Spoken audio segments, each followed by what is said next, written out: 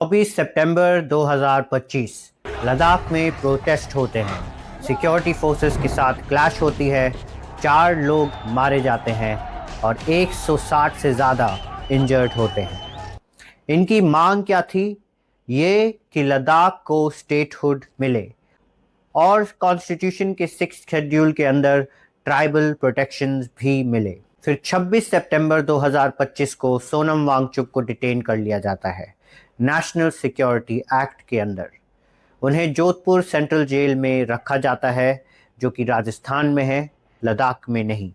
NSA की section 3(2) detention allow करती है। बिना चार्ज के, बिना ट्रायल के कोर्ट की भी ज़रूरत नहीं पड़ती और एविडेंस का कोई भी स्टैंडर्ड सेट नहीं है। फिर सोनम वांगचुक को 170 से ज़्यादा दिन जेल में रखा जाता है और इस पूरे वक्त में उनके खिलाफ कोई फॉर्मल केस फाइल नहीं होता। कोई चार्जशीट नहीं, कोई ट्रायल नहीं, सिर्फ डिटेंशन। उनकी वाइफ सुप्रीम कोर्ट में हेबियस कॉर्पस पिटिशन फाइल करती हैं सीनियर एडवोकेट कपिल सिब्बल के थ्रू, और वो आर्ग्यू करते हैं कि गवर्नमेंट ने मिसकंस्ट्रूड वीडियोस यूज़ किए, सेलेक्टिवली कोटेड मटेरियल लिया और इंसाइटमेंट साबित करने की कोशिश की, जो थी ही नहीं। बेंच ने ये ऑब्जर्व किया कि स्पीचेस के ट्रांसलेशंस में प्रॉब्लम थे। बेंच ने ये भी ऑब्जर्व किया कि एडमिनिस्ट्रेशन स्पीचेस में टू मच रीड कर रही है, मतलब कि अथॉरिटीज़ उनके स्पीचेस को और लंबा चौड़ा बनाकर पेश कर रही है। बेंच को क्लियरली दिख रहा था कि ये केस बहुत वीक है, और फिर भी पिटिशन 24 बार लिस्ट हुई। 5 महीने में बार बार एडजर्न होती रही। गवर्नमेंट ने टाइम मांगा, बेंच ने दिया। गवर्नमेंट ने और टाइम मांगा और बेंच ने फिर से दे दिया। यहाँ एक इम्पॉर्टेंट सवाल आता है। हेबियस कॉर्पस एक रिट है, जिसका ये मतलब है कि प्रेजेंट द बॉडी। ये एक इमरजेंसी रेमेडी है जो हर एक सिटीजन यूज कर सकता है। ये इसलिए एग्जिस्ट करता है क्योंकि इलीगल डिटेंशन एक कॉन्स्टिट्यूशनल वायलेशन है, जिसे कोर्ट्स तुरंत एड्रेस करते हैं। लेकिन इस केस में हमने ये देखा कि कोर्ट रिक्वेस्टिंग करती रही, ऑर्डरिंग नहीं। गवर्नमेंट को ऑर्डर्स नहीं मिले कि एक्सप्लेन करो, ग्राउंड्स प्रूफ करो, केस फाइल करो, कोई डेडलाइन दो। बस रिक्वेस्ट हुई कि प्लीज़ देख लो कि उसकी तबीयत ठीक है कि नहीं, या अडजॉर्नमेंट मिलते रहे, जिससे केस टलता रहा और सोनम वांगचुक जेल में फंसे रहे। और फिर जब 24 लिस्टिंग्स के बाद मैटर फाइनली सब्सटेंसिव हियरिंग के लिए था, जब कोर्ट का टोन क्लियरली गवर्नमेंट के अगेंस्ट होने लगा, तब 14 मार्च 2026 को सेंटर ने ही डिटेंशन को ड्रॉप कर दिया। मिनिस्ट्री ऑफ होम अफेयर्स ने ये कहा, ये डिसीजन पीस और डायलॉग के लिए लिया गया था। मतलब जब उन्हें डिटेन किया गया था, तब भी सेंट्रल गवर्नमेंट ने यही कहा था कि उन्हें डिटेन किया जा रहा है लद्दाख में पीस मेंटेन करने के लिए, और जब ये डिटेनिंग ऑर्डर ड्रॉप किया गया, तभी भी सरकार ने सेम बात कही। तो लीगली जब डिटेनी को कोर्ट के रूल करने से पहले रिलीज कर दिया जाए, तो हेबियस कॉर्पस पिटिशन इनफ्रैक्चुअस हो जाती है। कोई ऑर्डर नहीं आता और कोई फाइंडिंग भी नहीं आती कि ये डिटेंशन लॉफुल भी थी या नहीं। कोई रूलिंग नहीं कि एनएसए सही यूज हुआ या नहीं, और कोई प्रेसिडेंट नहीं बनता।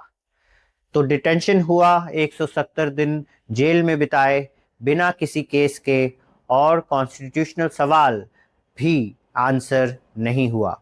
अब कॉन्टेक्स्ट पे आते हैं कि उस समय लद्दाख में एग्जैक्टली क्या मांग चल रही थी। कॉन्स्टिट्यूशन का 6th शेड्यूल ट्राइबल एरियाज को ऑटोनमस डिस्ट्रिक्ट काउंसिल्स देता है, लेजिस्लेटिव, जुडिशियल, एडमिनिस्ट्रेटिव पावर्स के साथ। लद्दाख की लगभग 90% पॉपुलेशन ट्राइबल है, और 6th शेड्यूल यहाँ लगता तो उसका मतलब होता कि इलेक्टेड रिप्रेजेंटेटिव्स जिनका कंट्रोल हो अपनी ज़मीन पर, जंगलों पर, पानी पर और अपने रिसोर्सेज पर। लेकिन उससे लद्दाख, जो कि अभी यूनियन टेरिटरी है डायरेक्ट सेंट्रल गवर्नमेंट एडमिनिस्ट्रेशन के अंदर, वो सेंट्रल गवर्नमेंट के हाथ से निकल जाता। तो अभी उनके पास कोई अपना इलेक्टेड रिप्रेजेंटेटिव नहीं है, कोई लेजिस्लेचर नहीं है, कोई लोकल गवर्नमेंट नहीं है जिसके पास रियल पावर हो, जो कि वहाँ के लोगों की प्रॉब्लम्स या वहाँ के लोगों का वहाँ की रिसोर्सेज पर कंट्रोल हो। ये स्ट्रक्चर दिल्ली को डायरेक्ट कंट्रोल देता है लैंड एलोकेशन का, रिसोर्स डिसीजंस का, डेवलपमेंट का, एक ऐसी रीजन में जो स्ट्रैटेजिकली लोकेटेड है, इकोलॉजिकली सिग्निफिकेंट है और जहां सिग्निफिकेंट मिनरल पोटेंशियल भी है। सोनम वांगचुक ये स्ट्रक्चर को चैलेंज कर रहे थे, कॉन्स्टिट्यूशनली, पब्लिकली और शांतिपूर्वक। उन्हें अरेस्ट किया गया, 170 दिन जेल में रखा गया, बिना किसी केस के, बिना किसी चार्ज के, बिना किसी ट्रायल के, और 170 दिन के बाद छोड़ भी दिया गया पीस के नाम पर। इस बीच दो और लीडर्स मानला दोरजी नोरबू और दिलदान नामग्याल अभी भी कस्टडी में हैं।